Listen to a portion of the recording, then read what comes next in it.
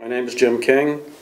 I'm running for a position on the Board of Trustees for Southold Town. I'm currently a trustee. I have been for, this is my 4th term finishing up now, so I'll be running for my 5th term. A little background about me.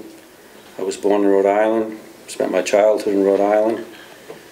My grandmother had a place on the water, very similar to where I am now in Mattatuck Creek, a little place called Warwick Cove. I can remember playing down there and spending my childhood there. I went to high school, got out of high school, joined the Navy. While I was in high school, I joined the reserves. I had a reserve program. And after high school, I went on active duty and served on a submarine, USS Sailfish. I sailed out of New London, Connecticut. From there, I moved to Clinton, Connecticut, and lived there for 1 year. I was lobster fishing as soon as I got out of the service. And I was fishing over here in New York waters. And I got tired of the long run from Clinton to New York. Back then, boat made about 9–10 miles an hour, so it was a 3-hour trip. So I moved to Mattatuck. I rented a home there for a while on the water, belonged to Mrs. Hanson. And I found a little cottage on East Mill Road that was for sale. And it was almost exactly like my grandmother's house.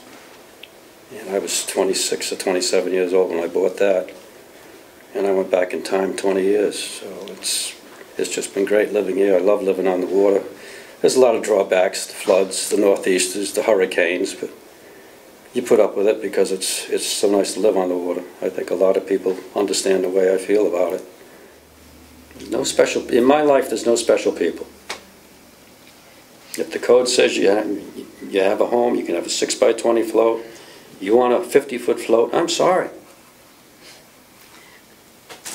You're just being piggy. I really think we're getting close to being built out as far as new docks go. I think we're reaching that point. I've looked at some old aerials. I've got some old photos from the early 1900s, but even the aerials from the 70s and the 80s, if you look at some of these creeks and see the docks that were there in 1980, and you take a look what there's today, it's tremendous. Almost every waterfront property now has a dock. I think we're reaching the point. I thought 6 or 7 years ago, we're going to run out of places to put a dock. I think we're getting close to that point now.